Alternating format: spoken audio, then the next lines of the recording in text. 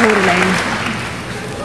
would like to introduce now one of our 2007 doctoral graduate candidates, Ms. Arifa Garman.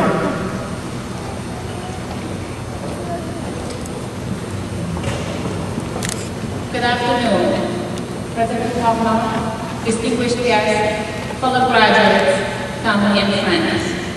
It is an honor for me to address the graduates today on such a joyous occasion. Graduating with a bachelor's, a master's, and now a doctorate degree has been a continuous lesson in overcoming barriers. Allow me to share some of my experiences with you that led me to be standing right here before you today. In 1979, I emigrated to this country. Very young, newly married, did not speak English, did not have a high school diploma, and to add to it, I had another perceived barrier, the hijab, or the scarf I wear as part of my faith. 3 years later, I still did not speak English, still did not have a high school diploma, still had my hijab on, but now I was the mother of 3 young children. Potential barriers to success? Absolutely. But then again, barriers are sometimes perceived, not real. As I stand before you today, ready to accept my doctorate, I can say to you that with the grace of God, I was able to overcome barriers, both real and perceived. As I began my journey in North America, and through the many years of schooling, many have attempted to interject more barriers in my way. They wanted me to slow down. They wanted me to quit. But I wanted to be the controller of my destiny. I wanted to be the one to decide when it was time to quit, or when it was time to slow down. That time, of course, is never. Then there were those who thought I dare not even try. Let me give you an example. During the last semester of my bachelor's degree, I was talking with my philosophy professor, discussing possible topics for my paper. I was already admitted to the graduate department, graduating with honors, and thought of myself to be fairly intelligent and ambitious. I was telling him about my philosophy in life, and I said, a person should always reach high. You should always aim for higher goals than your abilities. I added, one should always reach for the moon, and when you get there, you should aim for the star. He stopped abruptly, turned toward me and asked, aren't you an Arab woman? Proudly I said, well, yes sir, I am. He replied, well, where do you get off reaching for the moon if you're an Arab woman?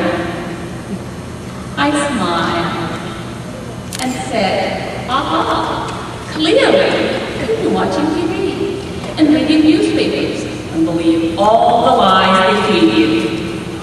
Apologies to any journalist in the audience, my daughter being one of them. Was my philosophy professor the only one who wanted to pigeonhole me? Of course not. My doctorate is in instructional technologies. How many people do you think were surprised that an Arab Muslim woman was pursuing a doctorate in IT? Way too many to list. As I said, obstacles and barriers are sometimes perceived, not real. Going around them or jumping over them might take too long or even distract me from my goals. So, I decided I was going to become my own superhero and simply go out as if they did not exist. Whether it is your degree or any other ambition in life, know you are in charge of setting the goal. You are the master controller of not only setting them, but of pursuing them and of how you pursue them as well. After you set your goals, look for your inner motivation. Look for the fire that keeps you going to achieve these goals. My fire to complete my degree was to make my father proud. Anytime I felt overwhelmed or ready to quit, I would think of him, and I would immediately feel my fire reignited. His health was failing fast, and I knew I needed to finish my doctorate quickly. I did. While he cannot be here the rest of the day, he's watching us online now. And Baba, I know you're proud. Whatever your goals are, go for them. Be your own superhero and find the motivation that keeps your fire alive to achieve them. As I conclude, I would like to ask for the privilege of saying, it's with honor and humility that I present my doctorate today to my mother, الامين, and my father, الامين. It is you both who kept me focused. It is you both who kept my fire going. And it is you both who allowed me to be standing here today to get my doctorate. Congratulations to all my fellow graduates who each have overcome barriers to be sitting with us here today. May you be empowered to achieve all your future goals. Thank you.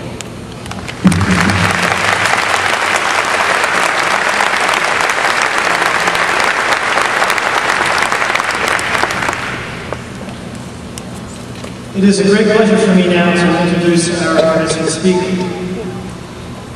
There are times in the history of the university when it has an opportunity to publicly do the right thing. In this, our 40